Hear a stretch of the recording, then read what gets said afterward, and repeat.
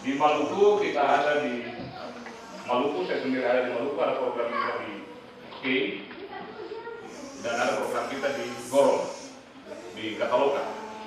Mungkin Bapak seorang tahu di Kataloka. Kita kerjasama dengan raja-raja di Kataloka dan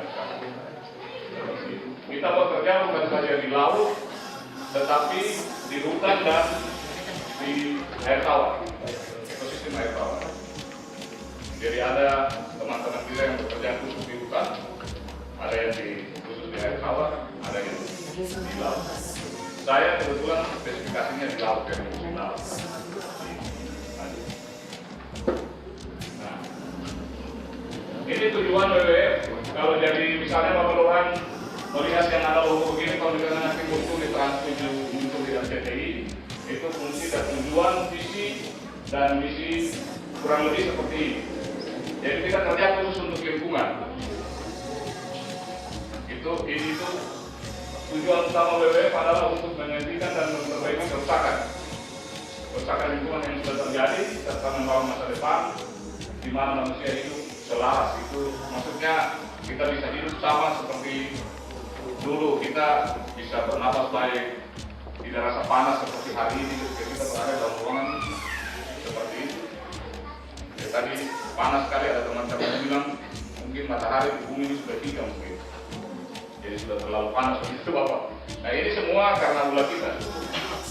Yang berikut ada misi kita. Misi kita mempromosikan etika. Jadi kita hidup dengan lingkungan juga ada etika. Terus bagaimana semua pihak bisa terkait untuk menjaga ini.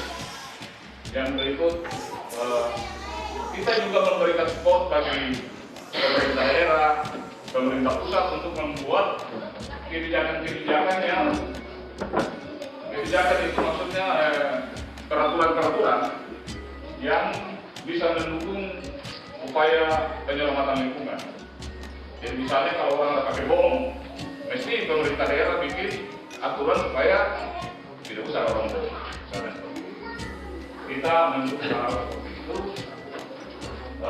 Juga yang pasti bahwa misalnya contoh konkret di Bapak orang punya daerah ada daerah terumbu karang yang bagus, kita membantu untuk mempromosikan bersama pemerintah daerah untuk menjadi kawasan-kawasan yang menunjang kesejahteraan masyarakat, tetapi bisa digunakan secara berkelanjutan.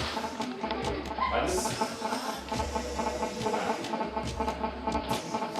Kita langsung masuk di ini, kadang kita tidak mengerti. Yang kita tahu itu cuma ada hutan mangrove, mangi-mangi, terus ada pantai di Madinah saja. Mohon maaf saya tidak pakai mic karena saya punya suara sudah cukup besar. Nah,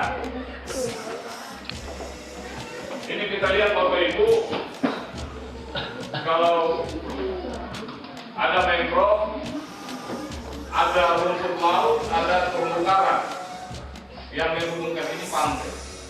Benar kan? Nah, benar. Masing-masing ini punya fungsi ada, punya peranan bagi kehidupan kita ada. Nah, kalau kita temukan di daerah di mana kita tinggal, kalau misalnya itu ada terumbu karang, ada seagrass, rumput laut. Rumput laut itu bukan yang kita budidaya, rumput laut yang kalau misalnya kita dayung di pantai itu ada yang tinggi-tinggi itu. Apa namanya di sini? Lalamu. Ya, itu rumput laut yang dipilih. Itu namanya seagrass. Kalau yang biasa kita budidaya untuk makan itu, biasa orang sama makan saja, pakainya rumput laut, tapi itu sebetulnya seaweed namanya. Yang bisa dibikin anak-anak suka makan-makan di apa namanya? Orang tua juga mungkin suka agak-agak. Nah, kalau kita lihat ini, lalu ada satu yang tidak ada, itu berarti formasi struktur pesisir dan lautnya tidak lengkap. Itu tidak lengkap. Jadi kalau misalnya kita punya mangrove, kita punya pantai, kita punya terumbu karang, tapi kita tidak punya seagrass atau